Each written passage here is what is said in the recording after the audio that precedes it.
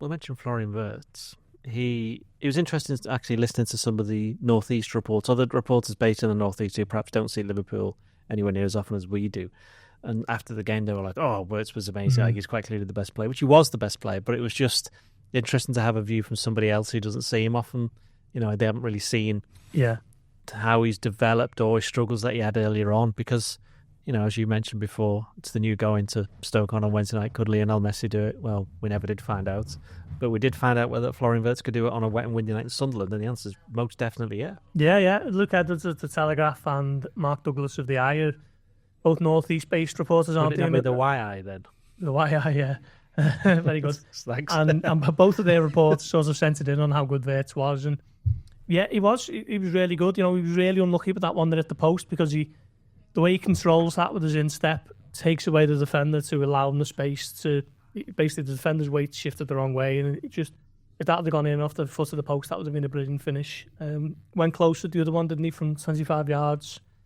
Yeah, the other one you said maybe could have been a better finish, the one that gets blocked, which was a bit similar to his chance against Man City that Mark A blocked. But yeah, it was just more of the same that we've seen since probably the end of November, really. The only game I can think where he hasn't performed anywhere near his best was probably Leeds on New Year's Day, where he might have been a bit tired and a bit fatigued, and Liverpool was struggling a bit to create chances. So yeah, he won Player of the Month for January, didn't he? For the club's in-house award. So he's just needs to continue that on, I guess, and have a really strong end to the season. And then I think next season will be real excitement over what he's able to do once he's had a full season up to speed with the intensity of the Premier League. It's just interesting, the fact that they reacted like that, the North East journalists, is that maybe they've just read bits and bobs and they've followed the narrative that Wirtz hasn't really been that much of a success, which you can't blame them, because they obviously don't see the games all the time, so they're reliant on what other people are saying.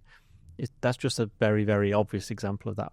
Actually. Yeah. I mean, it's not like you watch a match of the day or an extended highlights of Liverpool at the moment, and Wirtz is far and away the best player on those highlights.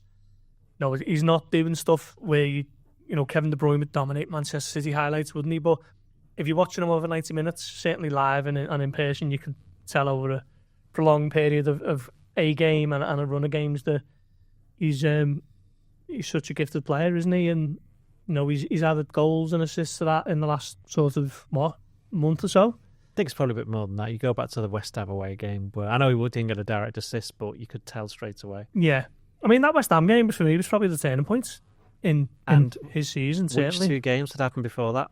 It was Forest and PSV, and he didn't play in either of them. Which I remember saying something at the time, saying they'd missed him, and people just kind of laughed at me. I mean, to be fair, I could have said anything and people would have laughed at me, but they particularly were less than impressed with that little comment. But can I just say I was proven right on that one? Thanks. Yeah, I mean, they'd only lost 3-1 and 4-2 in those games. Yeah, he was really good at West Ham, and then against Sunderland, he gets not officially the goal, but it's a goal in all but name, isn't it? Drags Liverpool back into it. The shot that it's Nordi Mukiele and goes in for an own goal, and then he wins the penalty at Inter, doesn't he? Off the bench for that one. Scores against Wolves, gets Liverpool an equaliser at Fulham, scores against Newcastle.